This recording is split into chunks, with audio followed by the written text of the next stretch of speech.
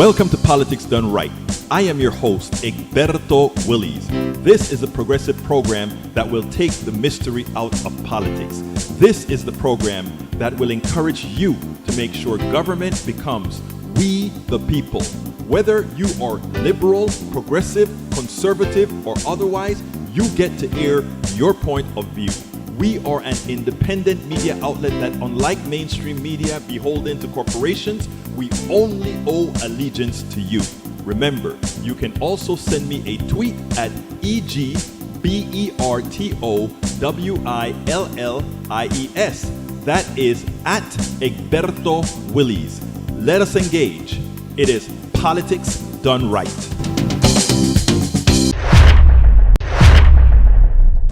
Well, folks, welcome to one more edition of Politics Done Right. I'm Egberto Willies, your host. Thank you so kindly for being a part of the show. We are going to have a great show today. We got a full show today. Anyway, Gene Daigle from Alvin, Texas, welcome aboard. Joe from Los Angeles, California, welcome aboard. Rita Graham, welcome aboard. We also have in the house, numero uno, AVQ, El Señor Michael Rudman came in first today. We also have back in the house, El Señor Meow. And we kind of learned about meow this weekend. I was out I can't eat crawfish, but Brother Patrick invited both my wife and myself to have some crawfish with his and his better half. We had a great time at the crawfish boil. Got to have a good love of camaraderie, and Patrick got to meet the station manager, the station engineer, my engineer who does all the stuff on the backside. So it was a great time. Bruce Pollard, I saw Bruce Pollard at the No Kings March. Bruce, you were featured this morning on our early show today. Let's see what else. What else can we have here? We also have Yvette Avery Herod out of the one and only Atlanta, Georgia. Egberto, I sent you this long form video by FB Manager a couple of days back. Did you get a chance? Didn't get a chance to watch it? Complete busy. I had to process 42 interviews that I wanted to get out, because if people gave me their time, if people went ahead and said, I want my voice heard, I wanted to make sure their voices were heard. So I processed 42 videos on Saturday, posted them, wrote the article, got the videos together, and put it out there in less than 12 hours, because that's what you guys deserve. I was so proud of what you guys did out there. Over 500 people came out in Kingwood. I think our sister Cindy Hendrickson miscounted. She didn't miscount, just that we had a lot of flux. And at one instant in time, they counted just over 500. The problem is, by then, a lot of people were in transition. We've got LBW in the house. I got a chance to see LBW. Give my good friend a hug as well. She says that's a huge investment in time. You bet your life, girl. If you guys are investing your time to go out there, we need to make sure that people know that their time is valued. It's a two-way street. It is a two-way street, and we got it done. Anyway, Michael wants me to read a long thing. And if Michael asks, as long as it can fit in the schedule, Michael gets. All right, here we go. Egberto, hope you can read this in full. You notice how he kind of gives, I want to read it in full? Yes, I can, brother. No Kings got at least 9 million Americans participating, though some organizers online reported higher estimates, and the numbers of the international headcount is yet to be determined. The Daily Beast, the No Kings protest may be the turning point we desperately need. The estimated 9 million people who took to the streets across the U.S. on Saturday for the largest public protest in American history sent a message of hope.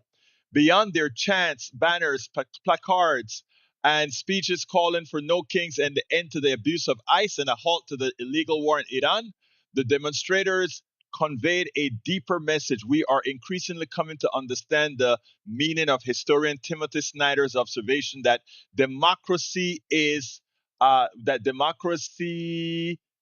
a noun but a verb.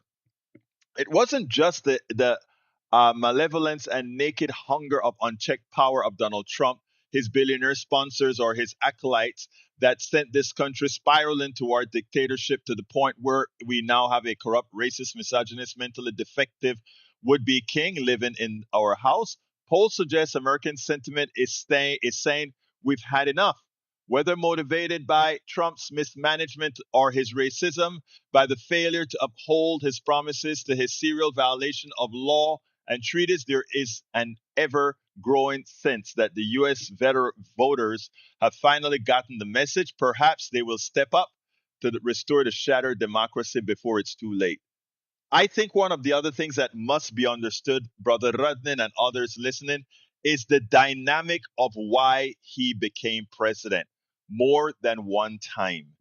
There's a dynamic. And I think unless we confront the dynamic of why a Donald Trump can win, why such a defective person can win, why the evangelicals who used to believe in some morals, some Christian Bible following morals, decided to make him their Jesus Christ, showed something very important about this country that too often we don't want to acknowledge: the power of prejudice, the power of misogyny, the power of racism, the power of all those things superseded what many evangelical Christians held in their belief system.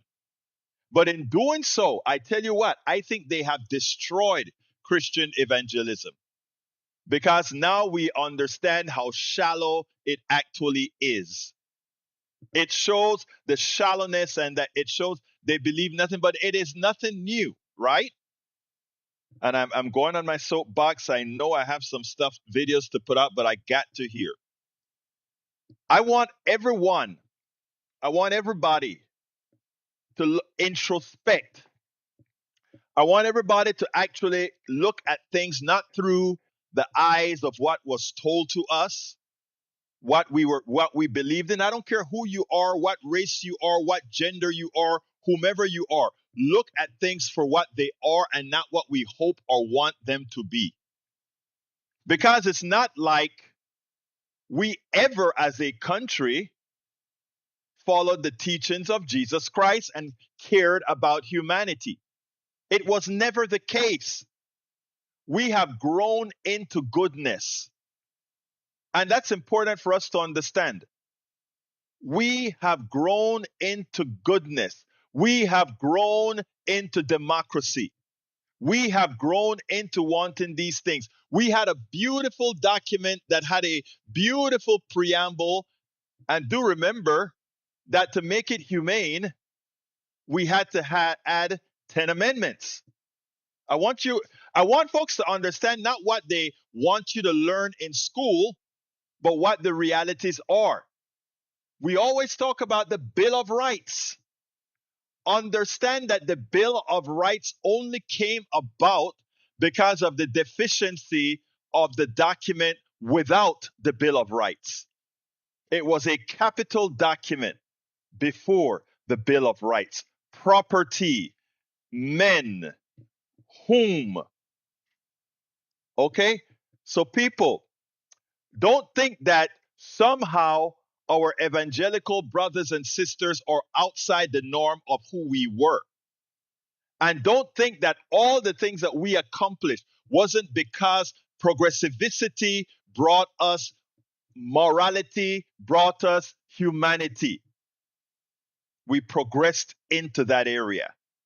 We progressed into realizing, why the hell can't women vote the way we do? Why the hell can't women open their own bank accounts? Why can't women do exactly the same thing men do if they're capable of doing? Or why can men do what women do if they're capable of? My brother says, I think you are wrong in some ways. In my hometown, USA, after World War II, people felt they were living as best they could. I don't know if you understand. You said, I think you're wrong in some ways. Please tell me, or you can call in. I want to know what you think I've said that somehow is incorrect. LBW says lots of Christians US used to attend lynchings after church not too long ago. Exactly. And I don't want my brothers and sisters up north to say, well, but that's the South. Because I want all of us to remember the biggest crisis in the Northeast at one time was school busing in Massachusetts. Let's remember that. So I want, look, what I'm trying to have us do is this is not a judgment on individuals. This is just about how we came to be. Not a judgment on individuals at all. How we came to be. And that how we grew into being more moral.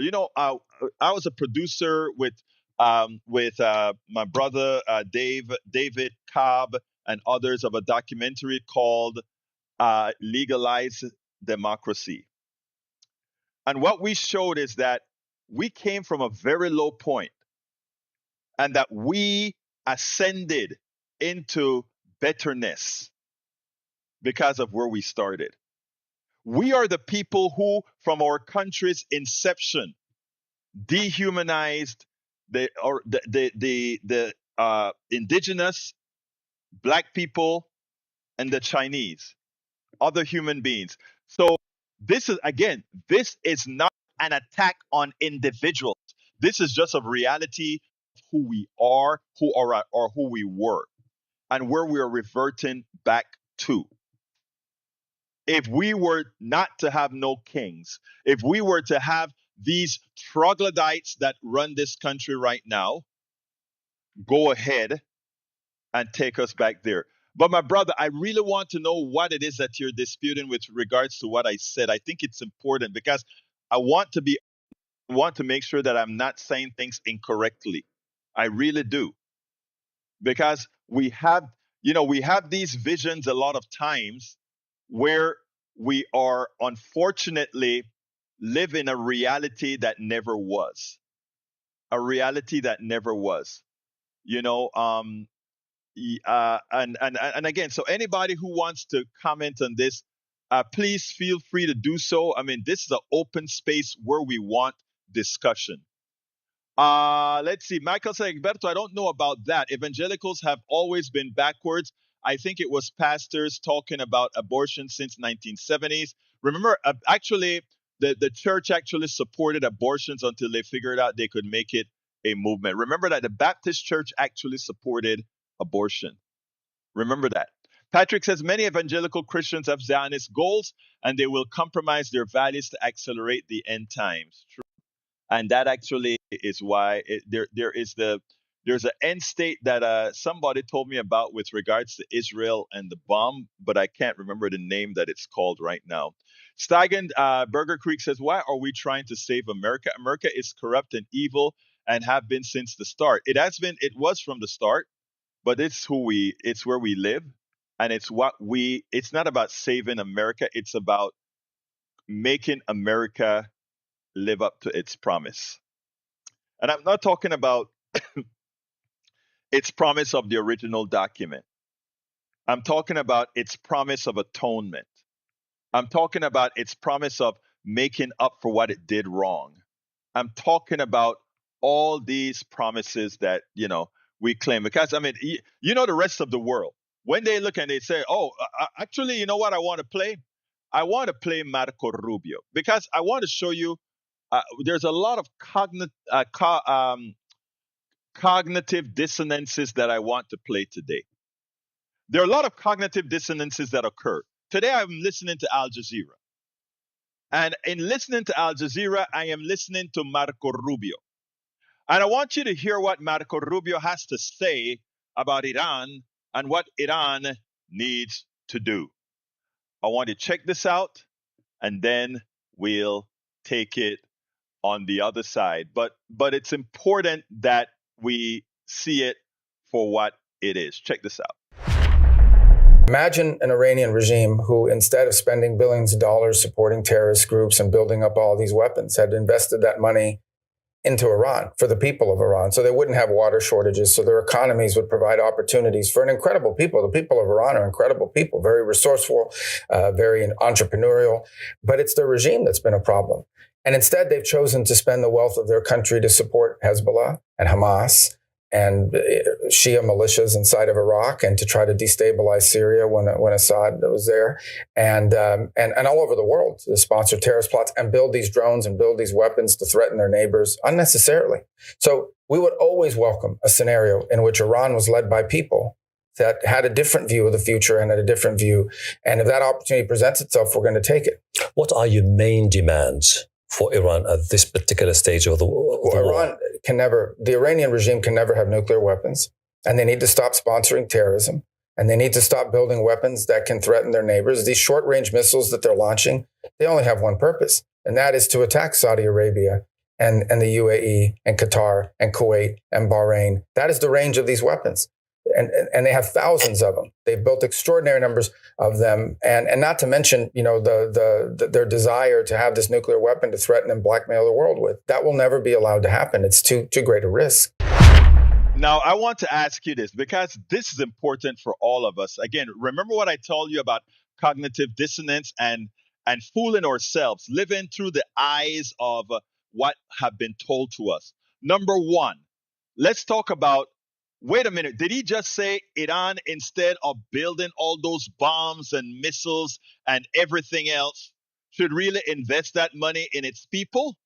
How can a country that spends more on its military, $1 trillion on its military, and refuse to spend money on healthcare, social security, and keeping family leaves and all these things to make its communities healthy? How dare him tell them in Iraq, don't build the missiles, don't build the bombs, invest it in your people. You know what Iran has? Good health care. You know what we don't have? Good health care. You know why? Because we spend our money on military equipment, bombs, fighter pilots, fighter bombs, everything else. But guess what is the most ironic thing? He says they need to stop building all these weapons. And they can't get the nuclear bomb because if they get it, they're going to use it in Saudi Arabia. Why do you think these people are stupid? Why would they use a bomb to hit Israel or Saudi Arabia where all that nuclear fallout is going to come right back onto Iran? These people think you're stupid. They look at the American people and say, Americans, you're stupid. These people are not going to do that. But let's take it a bit further. The idea that they have a moral superiority to the Iranians, when it turns out, and let's be clear here, we the American, well, not we the American people, the American government led by the plutocrats are the only country in the world to have ever use a nuclear bomb on human beings. So if we, Marco used to like to say things like, we need an example to show, show by example. We know by example what you would do. Well, there are many countries with nuclear bombs, but the only one that has ever shown that in whatever condition they feel they're threatened, they will use it. It was us. We are the only ones that have used the nuclear bomb. So we have no right to tell another country that, well, you're going to use the bomb if you get it. It almost sounds like you should simply be, oh my God. It simply sounds like you should be, what is the word that I want to say? It is. It's not. This one isn't cognitive dissonance. This one is actually, oh my God, projection, maybe projection. Anyway, the other one that I want to show you is this one with the colonel, because when it comes to the what's occurring in Iran and what we want to be, we need somebody who can actually show what is really happening and not just what the mainstream media is telling you. Luckily, on this one yesterday on ABC, they brought in an expert on how the military is used, and he made sense. I want you to listen to this, because what it pretty much says is Donald Trump is about to destroy the entire world's economy, and those sycophants are just sitting back and allowing him to do it. And it's not only the American people, it's the rest of the world. Because the rest of the world could clamp down on Donald Trump. The United States can clamp down on France or on England or on a country individually. But if these countries get together and said no, they wouldn't be able to do it. Check this out. What options is the Pentagon preparing for the president here? Apparently, the Pentagon is thinking about operations ashore. So they're bringing in light forces, because they're not talking about sustained operations ashore. Not a full-scale invasion. They're looking to do raids, to go in and do intelligence gathering, maybe take out those fast boats or mines that are along the water. So they're trying to build options for Admiral Cooper. But where do you use them?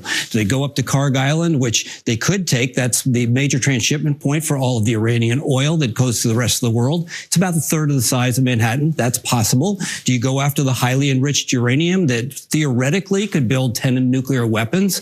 Or do you go down and try to unplug the Strait of Hormuz? Right now, the U.S. and Israel control the skies, and the risk is fairly low to U.S. aviators. But putting boots on the ground exponentially increases the risk to U.S. troops. Very challenging. And what are the military options for opening the Strait of Hormuz? Yeah, are there really any? There are, but the geography is challenging. So if you look at the strait itself, it's not like you're going past one single point. That transit time to go through the whole strait is 6 to 10 hours. And at the narrowest point there, it's only 21 miles across. The shipping lanes themselves are only 2 miles. So you're sort of in the proverbial shooting gallery, the duck in the shooting gallery at the carnival, having to transit that. That means that probably any U.S. Navy ships would stay well offshore, and any military options would be based on raids conducted from well offshore. And just overnight, there were signs of a possible new front in this war. This is quite concerning. So yesterday, the Houthis shot 2 missiles at Israel. The Houthis, that's the militant group out of Yemen. Exactly. Iranian-backed. Yes, and the same ones who were responsible for a year ago shutting down the Red Sea for almost 2 years to commercial traffic. So they shot 2 missiles into Israel, and then a spokesman this morning said that they hold the option of once again shutting down the Red Sea. If that happens, then all of the maritime shipping traffic coming from Asia going to Europe has to reroute around the Cape of Good Hope. Adds 3 weeks onto the transit time, takes 20% of global shipping off the table. Europe will feel that first. But the real key here is that for thousands of years, the civilizations have fought over those strategic choke points, and those strategic choke points are coming back into play. If the Red Sea remains closed, if the Strait of Hormuz remains closed, then the global economy very quickly within weeks goes into recession and brings crushing stagflation. And that is all because Donald Trump decided to start an unforced and unnecessary war of aggression against the country who's never intended. Because again, nobody wants to confront America. You know, people like to say they want us for our freedom. No, they don't want us for freedom. They just want us out of their business. That's all. They want us out of their business. It's not about their genius or our freedom or anything. They want us out of their business. We should get the hell out of their business. So folks, let me tell you, be careful of the narrative you're following. We don't have the right. Who gives us the right to determine what armament Iran should have? I mean, after all, if they didn't build all those drones, the United States would just go in and wipe them out for the oil companies. That's all it is. Remember, this is not a nationalistic thing. This is not a thing about being a patriot. This is our president using the blood of patriots to make money for oil companies. Let's not make any mistakes here. Make it not wanton. This war is not unpatriotic. Not going out there and saying whatever America does is not unpatriotic. It is patriotic to say this war must stop and we must atone. Because I tell you what, if we don't, that is where you are none or unpatriotic. Because you are putting Americans to die for corporations. You are putting Americans to die. Read the reports and what's happening to the profit of oil companies. They always say, sacrifice a little bit for your country. Sacrifice for your country. But the oil companies aren't sacrificing for the country. They're keeping, the people are not changing the amount of gasoline they're using. Usually you use prices to control the amount that people are using, to control demand. You may increase the price. But when you are at the spot where you have to drive, there's no controlling the demand. That's not the purpose. People find a way to pay the higher price, and it's just the oil companies, the wealthy people, picking your pockets. And Americans are not getting the information, getting the knowledge to see it.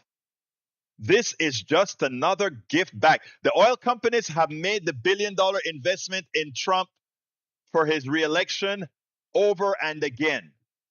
They have cleaned up by electing Donald Trump. And Donald Trump doesn't give a damn about the fertilizers that his farmers won't have. Donald Trump doesn't give a damn about the people that are going to die because they can't get where they want to get. They can't be employed. He doesn't give a damn about that. His wealthy people are just fine. And when MAGA wakes up to see who this guy is, God help us. All right. I have several other videos, but I want to show you what cognitive dissonance look like. You know, during the election, this question came up. Can a woman win the presidency? Can a black woman win the presidency? Can a person of color win the presidency? Well, one of the questions have been answered because Barack Obama was president not once, but twice. And I want you to listen to this discussion with Cornell and the host. And I want you to see, and Wagner as one of the panelists, I want you to see what cognitive dissonance look like. When folks don't hear the numbers and don't listen to it, they follow these elitist analysts out of DC or analysts out of New York or wherever, and not simply say, let's look at the numbers and make sure that we understand them. And in as much as Cornell is explaining it, I want you to see how this host and also Miss Wagner completely miss the point that he's making, which is based on fact-based numbers. This one is about a little over 7 minutes long, but you got to watch the whole thing. Check this out, folks, because this one is very important. Is the U.S. ready for a woman to be president? What about a person of color or someone from the LGBTQ community, someone who's not a Christian? Well, there's still 2 years to go until the 2028 election. That is the debate being raised by top Democrats and party strategists, many of whom believe the best bet for Democrats to win back the presidency may be by nominating a man, specifically a straight, white, Christian man. Joining us, Democratic pollster and MS Now political analyst Cornell Belcher. Alex Wagner is still with us. I kind of started with a chuckle there, Alex, because you and I were talking about this during the break, that apparently like the least cool thing to have are female parts in the American electorate. It's a different term, Katie. We'll let him in on the behind the curtain. But yeah, I mean, I don't think it's a good thing to be talking about, ad nauseum, how unready this country is to have I don't understand but I think it's a political reality. Other countries that are much more conservative than us have had female leaders. I think gender is incredibly fraught, and I think Trump has made it even more fraught. And in the wake of Trump, it will be a complicated conversation, and certainly the conversation belongs in the realm of men versus women, but also women versus women. Donald Trump won white women every time he ran for president,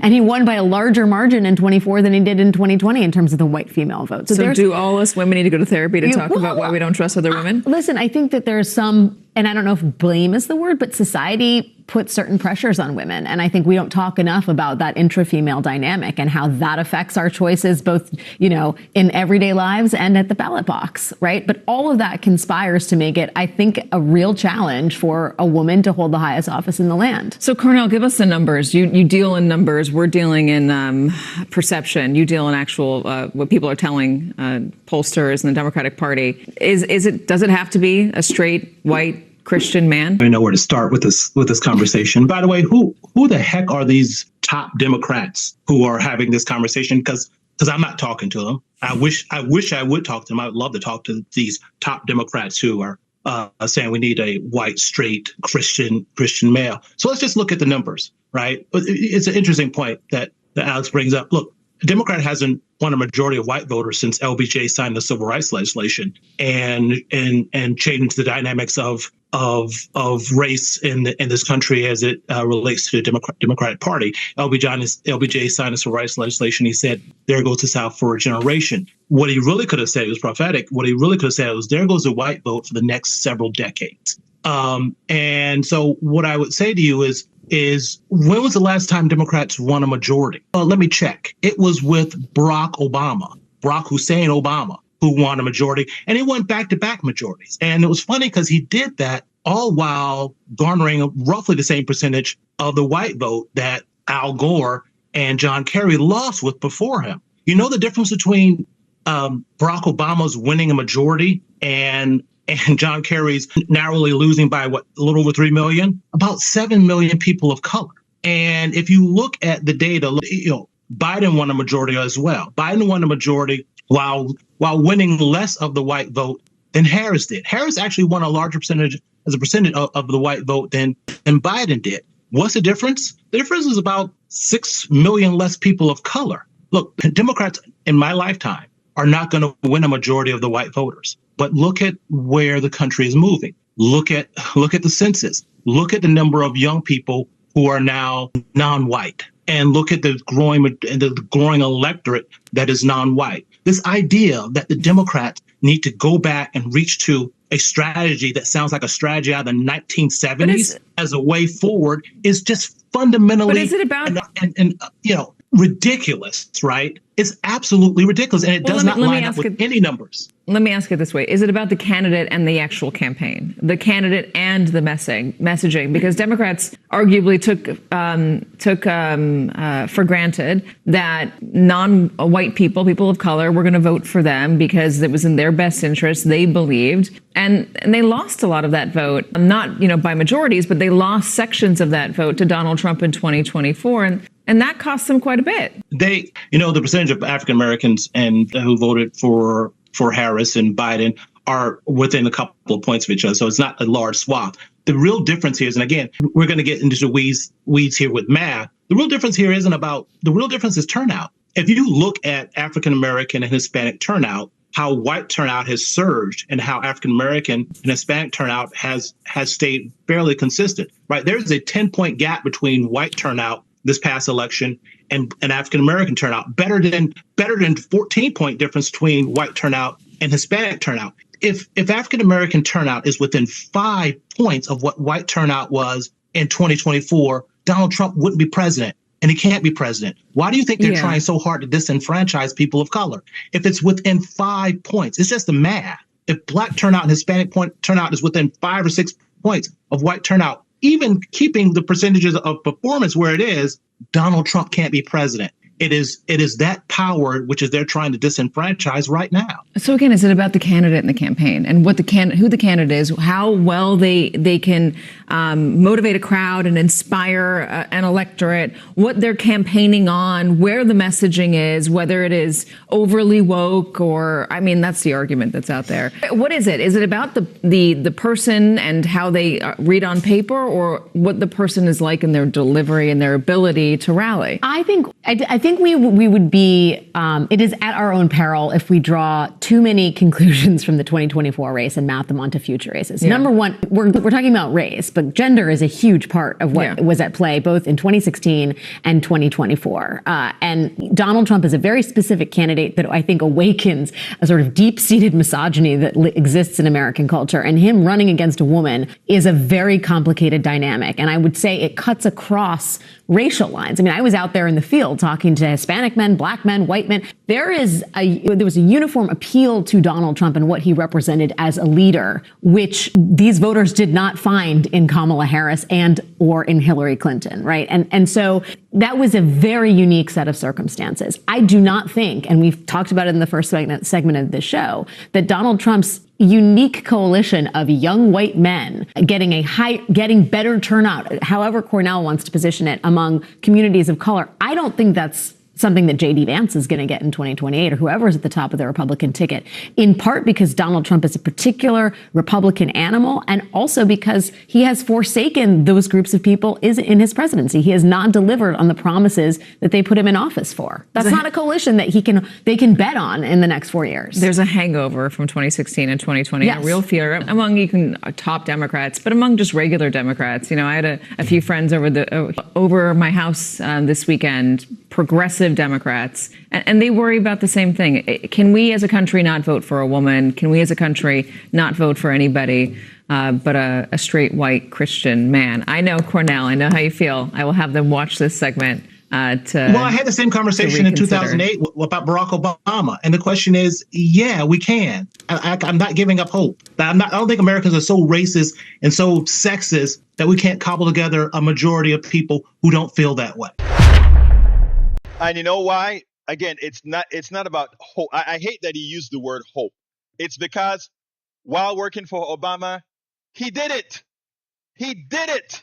Let me explain something that really drives me crazy. The cognitive dissonance. Cornell explained the math. And Wagner and Turr completely disregarded it and went back to the same old silly commentary about woke and commentary about what is it going to take, etc. He gave you the numbers.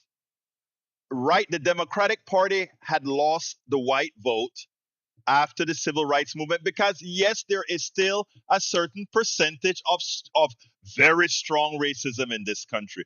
But what Obama showed was that the coalition is bigger than the racists. The coalition is bigger than the misogynists. The coalition is bigger than the sexists. But how do you build a coalition? You don't build a coalition by catering your message to the racists, because what you do is you lose the other part that would come to you in vogue.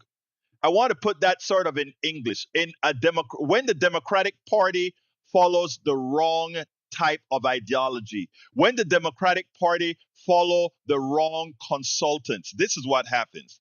Look, I am going to be a very strong supporter of Tallarico. He must win. I will try my best to get him to win. But I think in Texas, what's her name would have had a better chance of winning. Because there is no vote that Tallarico is going to earn above and beyond what Beto O'Rourke got. There's no vote above what Beto O'Rourke got. Okay, but you know what she would have brought in? She would have brought in all those folks that Cornell was talking about. Crockett would have brought in all the votes. Now, why did Crockett lose? And she lost by a hair, or, not actually a hair, by probably 6 points or so. Why did she lose? Because Democrats just couldn't believe. They didn't want to accept the math. They took the woke messaging from the Republicans. They got played just like Gore got played, right? I remember when Gore and Clinton, when Clinton was running. Clinton, yes, he did all the crazy things, right? And Gore, instead of latching on to Clinton, had a certain charisma, even though he never won the majority of the vote. Again, Cornell asked the question: what was the last time that a Democrat won the majority of the vote? It was Obama, and Biden. And it was Obama, and Biden, not with the majority white vote, but with the coalition vote. But what did they try to do with Harris? They tried to get Harris to be Republican light. And in being Republican light, she lost a whole lot of votes. She's not going to lose those of us that are the pros or you guys. But she lost that other set of votes that she would have gotten because they're like, meh, she's going for Liz Cheney. She's going, it is almost like they're doing the same thing. I went to the convention here, the Harris County Democratic Convention. And look, I like this guy. In fact, I'm interviewing this guy pretty soon. Rick, not Rick Taylor, Rick Wilson. Rick Wilson, who is a strategist for the Republicans, right? He's now in the Democratic fold. And he was the featured speaker. He was the chair, he was the person, what's the name of the person who is a person leading the discussion at a Democratic convention. He was a master of ceremony. A former Republican guy who voted for all these Republican guys was the master of ceremony at the Democratic convention in Harris County. And you know why? Because we were about to make the same kind of mistake that we make. I am hoping that Tallarico, with his heavy Christian message, is going to have a whole lot of evangelical Christians saying, oh, I've seen the light. I want to atone. I'm not holding my breath, but I'm hoping that they do. That they're going to say, I need to atone. I need to atone.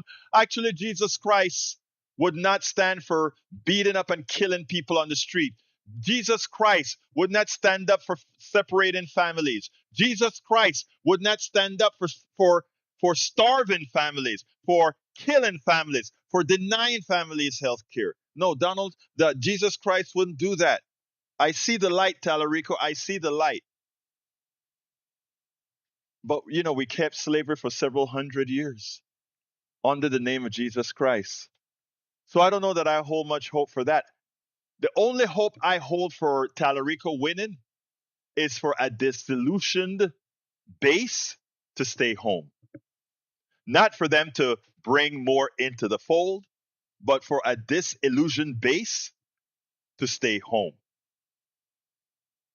But we better listen to what Cornell is saying, because what he's saying is what we need to do. What he's saying is that stop chasing after the racist vote. We have the white people that we want. We have the good white people. We have the honorable white people. We don't need to go chase after the ones who would have murdered the Indians, enslaved black folk and all that kind of stuff. We have the ones who are willing to atone, like all of us with our own deficiencies are willing to atone. That's what we need to win. That's what we need to win. If you're MAGA, unfortunately, people say, oh, Egberto, are you calling all MAGA racist? Most, yes. Others simply want to make an extra buck. But yeah, most of you MAGA, my brothers, still love you, but you are racist as hell. But I love you. And I mean that from the depths of my heart. I want to change you, but I'm not betting on you. I want to change you. You have to change yourself. But I want to lay the foundation for your change. I'm not going to hold my breath. I'll give you a hug when you do. But yes, most of you are racist, and most of you do not care about humanity except how it immediately impacts you. And I mean that from the depths of my heart. Okay, I want you to listen to my brother from another mother, Dr. Theis. Dr. Theis came out to be with us at, he was in Korea. He came back to finish his fellowship here. Actually, it was a fellowship in Korea. Came back to finish his last year of teaching here in the United States. And he intends to move back to Korea for the great health care and much more. I want you to listen to this, and then we'll take it on the other side. We're here with Dr. Theis. Dr. Theis is doing welcome to No Kings, Dr. Theis. How you doing? Thank you. It's the first one I've been able to come to. And that is because you were? I was in Korea. Doing what? Well, teaching, researching, planning on moving there. All right. Anyway, tell me, why did you decide to show up today at this? Well, Egberto, I met you when we were doing Occupy here, 15 years ago? Yes. And there were maybe 20 people.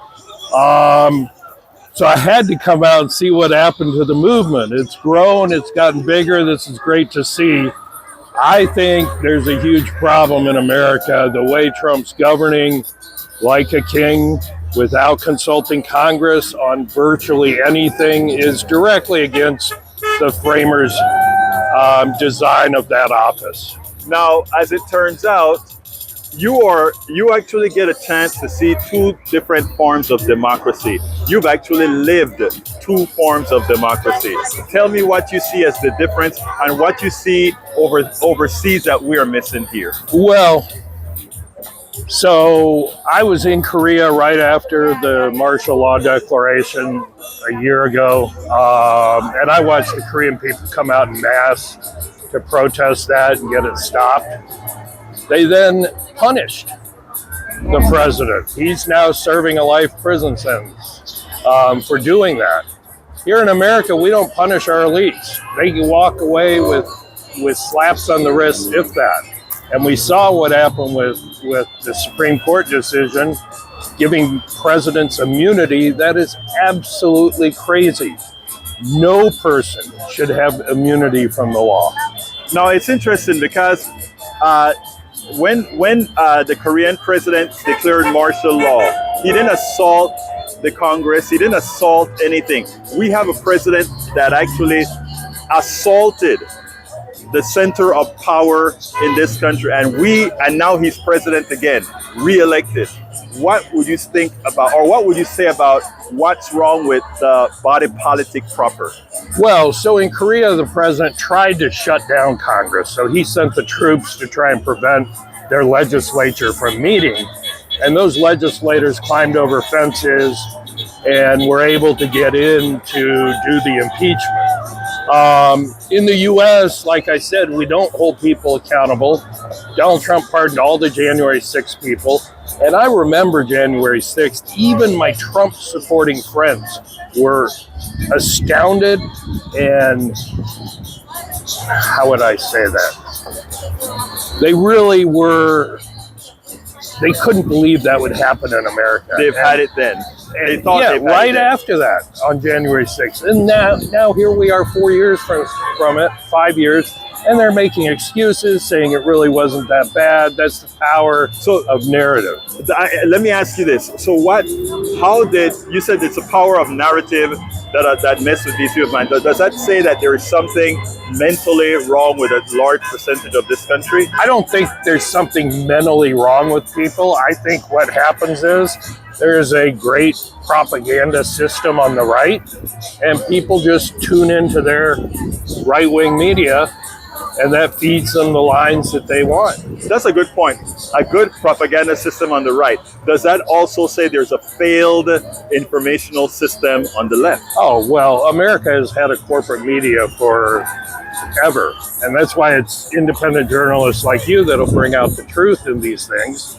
I mean, there's no reason that we have a society that benefits the rich, that we've seen $50 trillion of income move up to the wealthy at the expense of the working class from the party that's getting the working class votes.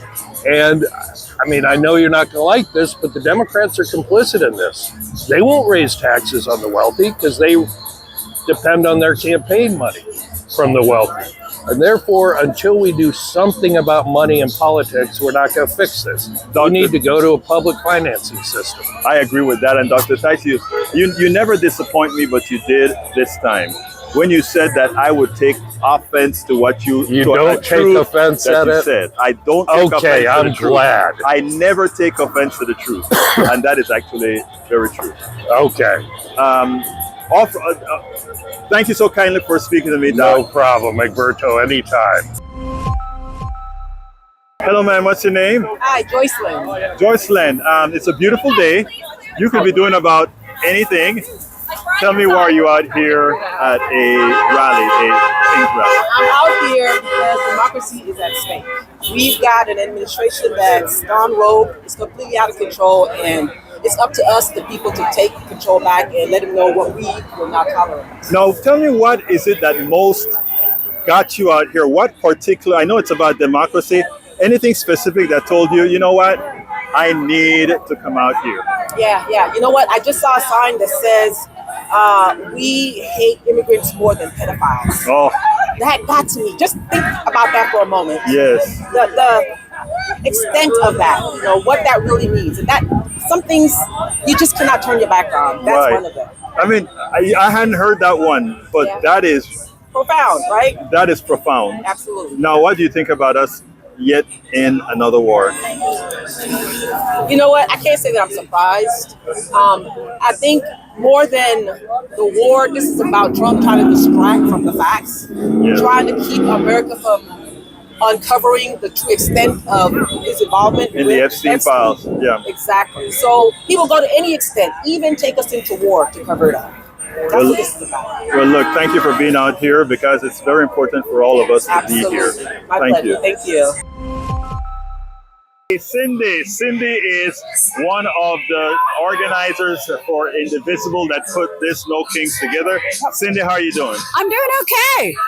When I got here initially, you were concerned about the amount of folks, or whether it was going to match when we had about 600-700 people. Well, we had almost 1,000 in October, so I don't know, here we are, but it's a little bit less, but we'll do another count around 11. We're right about 500 right now. Right. Well, here's the interesting thing. I've already seen, as people are coming, others are leaving. So people are coming and spending a half hour, 45 minutes, and then leaving. So the count is going to be hard to get a fixed number. I know, we're doing 2 counts, and we'll just get an average. Right. I think. Because what I'm seeing is, when I look through the 8 sides, I see it along the whole thing, and each side, one young man came and said, Egberto, I counted 116 people. Yes. On that side. Yeah, and there's 180 on this corner over here. Let's see, what was I going to say? I am really impressed. So we've got the high school kids. Yes. The group that was here for the No ICE protest. They're here, and they are rocking those megaphones. They are marching through the intersections legally, but they're chanting, and it brings a lot of really good energy, especially for us older folks that can't move as fast. We really like it. Yeah, it is great to see them. And, one of the ladies told me, Egberto, remember to talk to some of the kids.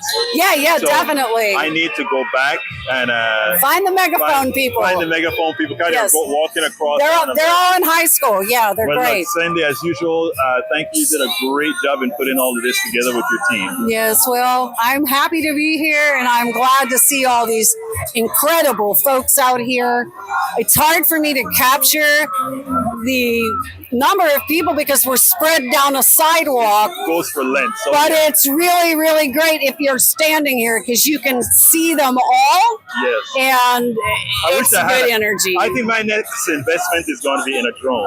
Yeah, that would be great. We do need a drone picture. Right. That would be fabulous. And we're getting a lot of support from the folks driving by. We've got our candidate running for... I didn't see him. Finney, is he out here? Sean Finney is here running for Dan Crenshaw's seat, and I asked him if he would come out and meet the people because folks don't really know him very well, and this is his opportunity to get his face out here in the Kingwood area and get some support behind him. Thank you very much, Cindy. Thank you for being here, Egberto. Anyway, folks, it's the Monday after the one of the largest protest movements. Cheryl corrected me earlier this morning where she said that the environmental movement had 20 million people. And that was the largest movement. I don't know. I don't know if they did it, classified that differently than, let's say, they classified No King, which then makes No King the largest protest proper. So, so I think we have to stand with that. Anyway, folks, we are at the end of the program. I hope you enjoyed it. I sure as hell know that I enjoyed having you here. That's one of the things that I look forward to, being with both my audiences in the morning and the afternoon, especially those that overlap. I love you guys, man. But anyhow, let's make sure and get this country changed. Let's make sure and change this country. We can actually do it.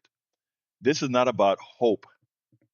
This is not about hope. I am trying to take the word hope out of my vocabulary. It still slips in because we use it often. But I'm trying to take the word hope out of it. We have to make it happen. It's not about hoping that it'll happen. We have to make it happen. It has to be on us. And when we saw what occurred with No Kings, it tells me that we're ready. It tells me that we can. It tells me that we can and we must. Now, folks, this is a time where I say, please support our program. You see the amount of work that goes into this, and I tell you what, it's not easy. It's rewarding. It's important. And those of us who are doing this work, I want to ask you to support us. Not only myself, there are other Substackers, there are other guys that are on different platforms working. Thank you, Lynette, for seeing them on Substack and elsewhere. Thank you for watching, and please remember to share them as well. So what I want to ask you folks is to please remember to support the program. I ask for simple support, and that is simply by becoming a subscriber of our newsletter. Very inexpensive to become a paid subscriber. By the way, my newsletter is free for everybody. The entire thing, not bits and pieces of it. The entire newsletter is free. All I do, however, is ask you to be a part of supporting. And if you like your reading, if you understand what we're doing, please go to politicsdoneright.com/newsletter. If you're not already on Substack, to subscribe to the newsletter. If you're already on Substack, you can still click that and it'll take you to the immediate to the position. But just click on subscribe and change your subscription to a paid subscription. If you just want to become a donor, you can always donate at our Patreon, or you can donate at our PayPal. And I'll put the PayPal and the Patreon both in the links as well. That is our PayPal right there. We do need your support. I'm going to be coming. We're heading to Philadelphia, where we'll be interviewing a hell of a lot of folks. So support us however best you can. And if you want to go through our Patreon, some people prefer the Patreon model. There is the Patreon link. So either become a subscriber, paid subscriber, a Patreon, or a PayPal. We really need your support. Anyway, love you all. Let's stop talking about hope and let's act. Let's make it happen. My name is Egberto Willies. This is Politics Done Right. And you guys know how I end this, baby. I am what? Out!